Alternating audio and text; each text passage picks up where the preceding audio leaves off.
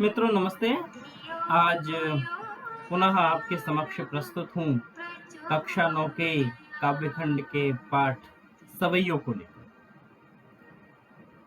सवैया कवि रसखान द्वारा रचित है। आइए सबसे पहले हम कवि रसखान जी का जीवन परिचय देख लेते हैं। कवि रसखान के बारे में थोड़ा सा समझ लेते हैं। कृष्ण भक्त कवि रसखान का जन्म 1548 में दिल्ली के निकट हुआ था। उनका मूल नाम सैयद इब्राहिम था। मुसलमान होने पर भी उनकी कृष्ण में गहरी आस्था थी। उनकी कृष्ण भक्ति से प्रभावित होकर गोस्वामी विठल दास जी ने उनको अपना शिष्य बना लिया। कहा जाता है कि श्रीनाथ के मंदिर में उनको श्री कृष्ण के साक्षात दर्शन हुए। ये एक किंवदंती है। तब से वे ब्रज भूमि में रहने लगे। उनकी मृत्यु सन 1628 के आसपास हुई थी।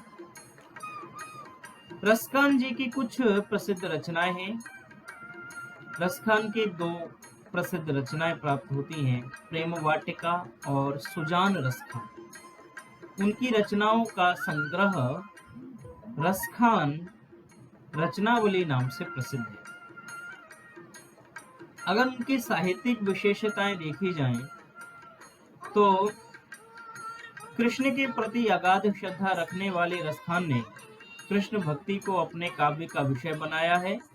वे कृष्ण से संबंधित प्रत्येक वस्तु, चाहे वह जड़ हो या चेतन हो, सब पर मुग्ध हैं। उनके काव्य में समूची ब्रजभूमि के प्रति अनुराग प्रकट हुआ है। उनका कृष्ण के प्रति प्रेम पवित्र, निश्चल और निस्वार्थ है, जिसमें उनकी तन्मयता, भक्ति, भावुकता और तल्लीनता के दर्शन होते हैं। रसखान जी की यदि भाषा शैली की चर्चा की जाए तो रसखान ने ब्रज भाषा में काव्य रचना की है, जिसमें सरलता, सरसता, मधुरता, सहजता का गुण विद्यमान है। भाषा में मुहावरों के प्रयोग के कारण मधुरता बढ़ जाती है।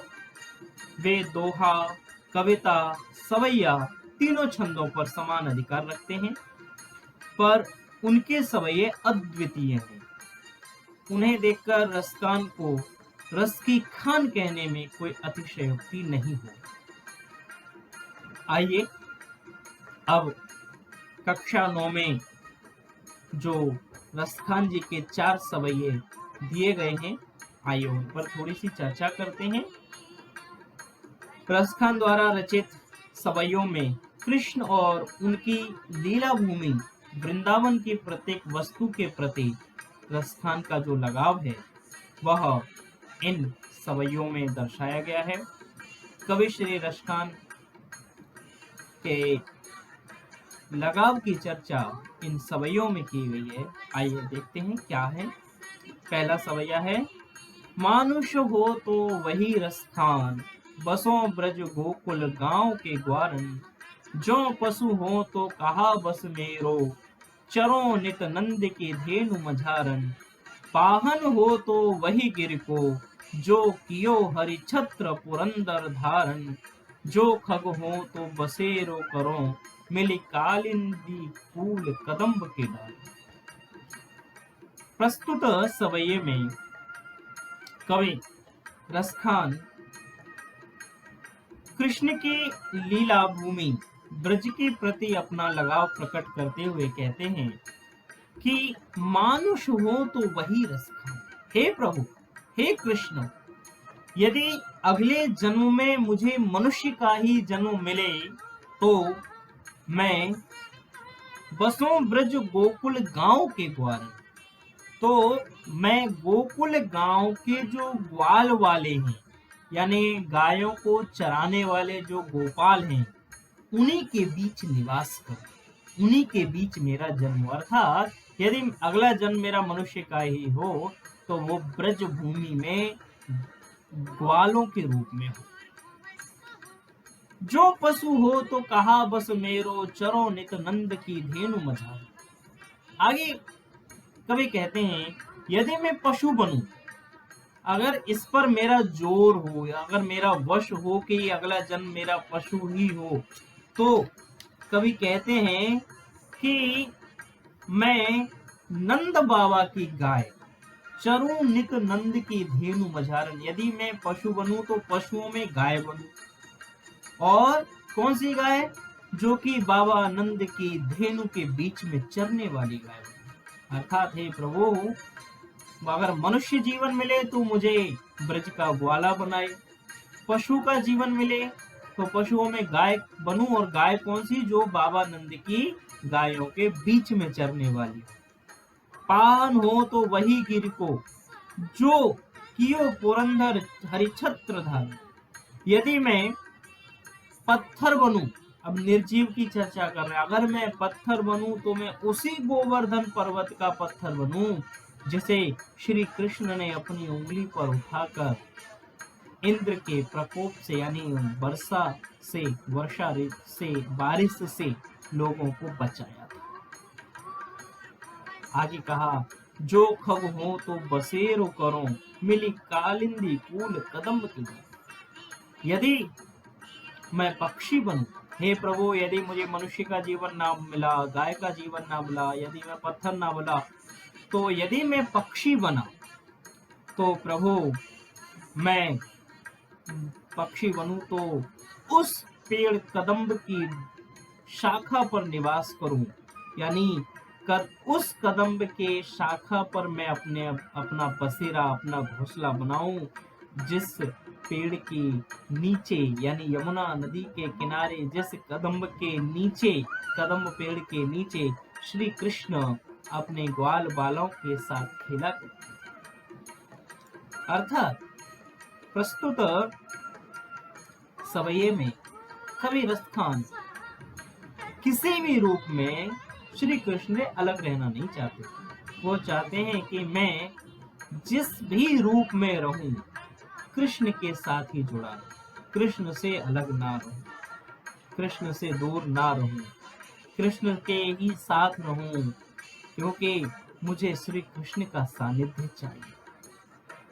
चाहे वो ग्वाल वालों के रूप में हो, चाहे वो गायों के रूप में हो, चाहे वो उस पर्वत के रूप में हो, या अगर इनमें से कुछ ना मिला तो मैं पक्षी बनकर उस कदम्ब के डाल पर अपना बसेरा करूं, जिस कदम्ब के नीचे श्री कृष्ण अपने ग्वाल मित्रों के साथ खेला कूदा करते थे। अतः कवि अपने आराध्य के साथ ही रहना चाहता है, आराध्य से दूर रहना नहीं चाहता। आइए अगला सवैया देखते हैं। अगले सवैये में चर्चा क्या की गई है। अगले सवैया में कहा गया है, या लकुटी अरु कामर या पर राज दिहूं पुर को तज डारूं, आठों सिद्धि नवौ निधि के सुख, नंद की गाय चराई बिसारूं, रस खान कबो इन अखियों से, ब्रज के वन बाग तड़ाग निहारूं, कोटिक एकल धोत के धाम, करील के कुंजन ऊपर। इस सवैये में कहते हैं कि कवि श्री कृष्ण से जुड़ी वस्तुओं के प्रति अपना प्रेम प्रकट करता है। कैसे? कवि कहता है, या लकुटी अरु कामरिया पर राज तिहू पुर को तज डारो। कवि कहता है कि जिस लाठी और कंबल को लेकर श्री कृष्ण गाय चराने जाते थे, मैं श्री कृष्ण के उस लाठी और कंबल का जो सुख है, उसके बदले मैं तीनों लोगों के सुखों को त्यागने के लिए तैयार। यानी कमर पर हाथ में लाठी और कंबल जो लेकर के कृष्ण जाते थे, वो जो दृश्य है, वो जो सुख है, वो सुख पाने के लिए अगर कोई कहे इसके बदले आप तीनों लोगों के सुखों को त्याग, मैं सब कुछ त्यागने को तैयार। आठों सिद्धि नवो निधि के सुख।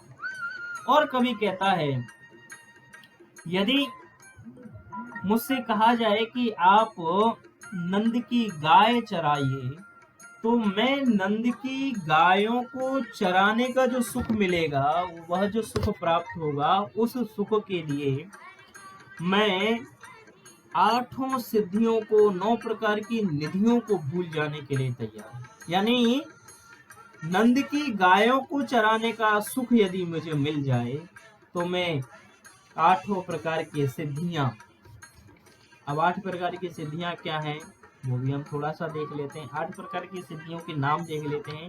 8 प्रकार की सिद्धियां हैं अणिमा, महिमा, गरिमा, लघिमा, प्राप्ति, प्राकाम्य, ईशित्व और वशित्व। ये 8 प्रकार की सिद्धियां हैं। और 9 प्रकार की निधियां हैं। वो क्या है? पद्म, महापद्म, शंख, मकर, कच्छप, मुकुंद, कुंद, नील और खर्व। ये राजा कुबेर के 9 प्रकार की निधि। निधि माने भंडार। किसके भंडार? स्वर्ण, सोने, चांदी इत्यादि। निधि माने भंडार। तो कवि कहता है, रसखान जी कहते हैं कि यदि मुझे बाबा नंद की गाय चराने का सुख मिल जाए तो इसके बदले मैं 8 प्रकार की सिद्धियां, 9 प्रकार की निधियों का सुख त्यागने को तैयार हूँ। रसखान कबो इन अखियों से, ब्रज के वन बाग तड़ाग निहार। और कहते हैं कि मैं ब्रज भूमि में स्थित जो बाग हैं, वन हैं, तालाब हैं, वो देखते रहना चाहता हूँ। इन अखियों से, इन आंखों से कृष्ण से संबंधित जो वस्तुएं हैं, चाहे वो व्यक्ति के रूप में, चाहे जड़ पदार्थ के रूप में, बस उन्हीं को देखना चाहता हूँ। इसके अलावा इन आंखों से मैं कुछ देखना नहीं चाहता। अंत में कहा, कौटिक एकल भौत के धाम, करील के कुंजन ऊपर हुआ। अंत में कवि कहते हैं कि यदि मुझे ब्रजभूमि में करील के पेड़ पर भी बसेरा मिल जाए। करील का पेड़, करील का एक पेड़ होता है जिसमें कांटे होते हैं, कटीला होता है। तो कहते हैं अगर मुझे उस कटीले पेड़ पर भी बसेरा मिल जाए, अगर रहने का मुझे मौका मिल जाए, अवसर मिल जाए, तो वो सुख पाने के लिए मैं उस सुख के बदले हजारों सोने के महलों को, हजारों सोने के महलों को त्यागने के लिए तैयार हूँ। अर्थात इस सवैये में कवि रसखान कृष्ण से संबंधित जो वस्तुएं हैं उनके प्रति अपना प्रेम प्रकट कर रहे हैं कि यदि मुझे वो अवसर मिल जाए, चाहे वो करील के पेड़ पे ही रहने के लिए। सबसे बड़ी बात उन्होंने कही है कि चाहे करील के पेड़ पर रहने का, कहाँ करील का पेड़? ब्रजभूमि में, जहाँ कृष्ण से संबंधित चीजें हैं, लोग हैं, जहाँ कृष्ण की जन्मभूमि, अगर वहां मुझे रहने का करील के पेड़ पर भी मौका मिले ना, तो उस मौके को पाने के लिए, उस अवसर के लिए, उस सुख के लिए मैं समस्त सुखों को त्याग दूं। आगे चलते हैं। मोर पखा सिर ऊपर राखियों, कुंज की माल गरे पहिराऊंगी, ओढ़ पीतंबर ले लकुटी बन गोधन, द्वार निसंग फिरोंगी, भाव तो वो ही मेरो रसखान, सो तेरे कहे सब स्वांग करूंगी, या मुरली मुरली धर की अधरान धरी अधरान धरूंगी। इसमें, इस सवैये में कवि के द्वारा कृष्ण के रूप का जो सौंदर्य है, उसके प्रति गोपियों की मुग्धता का चित्रण किया गया है। और गोपियां जिस इस सवैये में स्वयं को कृष्ण का रूप धारण कराना चाहती हैं। गोपी खुद कहना चाहती, मैं सब कुछ कृष्ण जैसा कर सकती हूँ। क्या कहा?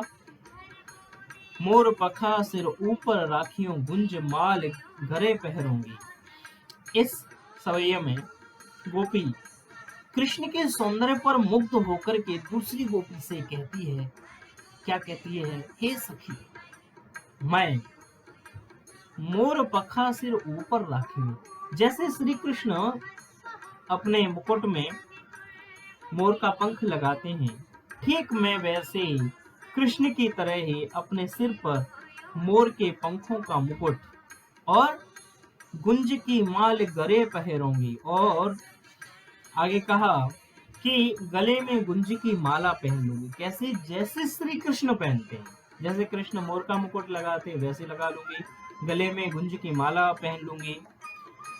ओढ़ी पीतंबर ले लकुटी बन गोधन ग्वारिन संग फिरूंगी। और कृष्ण की तरह पीतंबर वस्त्र धारण करके, पीले वस्त्र धारण करके, और ले लकुटी और हाथ में लाठी लेकर, जैसे कृष्ण पीले वस्त्र धारण करके और हाथ में लाठी लेकर, ठीक वैसे ही मैं भी कृष्ण की भांति पीले वस्त्र पहनकर और हाथ में लाठी लेकर वन में गाय चराने जाऊंगी। भाव तो वो ही मेरो रस खान, सो तेरे कहे सब स्वांग करूंगी। क्योंकि मुझे तो मेरा वो कृष्ण अच्छा लगता है, मैं सब कुछ उस कृष्ण के लिए करने को तैयार हूँ। यानी जैसे कृष्ण रहते हैं, जैसी उनकी दिनचर्या, मैं ठीक वैसा ही बन जाऊंगी। पर एक बात कही, पर अंत में कहा, या मुरली मुरली धर की, अधरान धरी अधरान धरी। परंतु हे सखी, कृष्ण की उस मुरली को मैं अपने होठों पर कभी ना रखूंगी, क्योंकि वह मुरली ही तो है जो कृष्ण को हमसे ज्यादा प्रिय है। और उस मुरली के कारण कृष्ण हमसे दूर हो जाते हैं, यानी उस मुरली ने कृष्ण को हमसे दूर कर रखा है। इसलिए मैं कृष्ण की तरह सब कुछ कर लूंगी, उनकी तरह कपड़े पहन लूंगी, उनकी तरह गाय चराने जाऊंगी, पर मैं कृष्ण की उस मुरली को, उस बांसुरी के अपने होठों पे कभी नहीं रखूंगी, क्योंकि उस मुरली के कारण ही कृष्ण हमसे दूर हो जाते हैं, क्योंकि कृष्ण को मुरली हमसे ज्यादा प्रिय है। इस तरह से गोपिका यहाँ दूसरी गोपी से कृष्ण की भांति बनने को कह रही है, पर वो मुरली को धारण करने के लिए साफ इनकार कर रही है। वह करे मैं मुरली नहीं रखूंगी। अंतिम सवये में कहा, कानन दे अंगुरी रहे वो, जब ही मुरली धुनि मंद बजे हैं। मोहनी तानन सो रस खान, अटा चढ़े गोधन गए हैं तो गए हैं। तेरी कहो सिगरे ब्रज लोगन, काल ही कोई कितनो समुझे है। मायरी वा मुख की मुस्कान, समाहरी न जहे न जहे न जहे। इस सवये में श्री कृष्ण की मुरली की जो धुन है, ध्वनि है, आवाज है, और उनकी जो मुस्कान है, मुरली बजाते समय जो कृष्ण की मुस्कान है, उस पर मोहित होकर एक गोपी कह रही है, गोपिका कुछ वचन कह रही है। क्या वचन कहती है गोपिका, वो थोड़ा सा हम देखेंगे। गोपिका कहती है कि कानन दे अंगुरी रहे वे, जब ही मुरली धुन मंद बजे।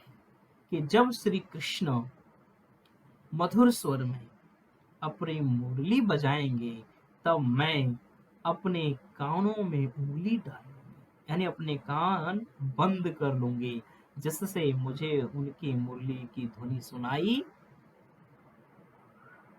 ना दे, मैं वो ध्वनि ना सुन सकूं। और मोहनी तानन सो रस कान, अटा चढ़े गोधन गही तो गही। और कहती हैं कि ऊंची ऊंची अट्टालिकाओं पर चढ़कर, ऊंचे ऊंचे महलों पर चढ़कर कृष्ण जब गोधन गाते हैं, गाय की महिमा का वर्णन करते हैं, तो जब वो गोधन गाएंगे, जब ऊंची ऊंची अट्टालिकाओं पर चढ़कर कृष्ण गाय की महिमा का वर्णन करेंगे और उस समय मुरली जब बजाएंगे, तो मैं उनके प्रभाव से प्रभावित नहीं होंगी।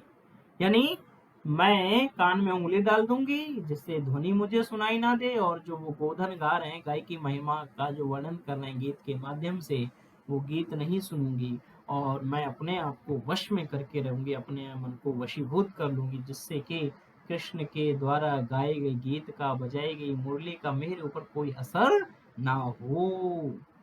आगे कहती है गोपी कहती है, तेरी कहों से गरे ब्रज लोगन, काल कोई कितनो समझे। और कहती है, तेरी कहे, तेरे माने बुलाकर, मैं ब्रज के लोगों को चिल्लाकर बुलाकर कहना चाहती हूँ कि मुझे मुरली बजाते समय कृष्ण की जो मधुर मुस्कान है, उस मुस्कान को देखकर, उस मुस्कान का जो दृश्य है, कृष्ण को मुस्कुराता देखकर मैं अपने आप को अपने वश में नहीं रख पाती। तेरी कहे, मैं ब्रज के सब लोगों को बुलाकर चिल्लाकर कहना चाहती हूँ, बताना चाहती हूँ कि कल चाहे मुझे कोई कितना भी समझाने का प्रयास करे, पर मैं बताना चाहती हूँ कि श्री कृष्ण की एक मुस्कान पर मैं स्वयं को अपने वश में नहीं रख पाती। अंत में कहा, माई री वा मुख की मुस्कान समरी न जहे न जहे न जहे।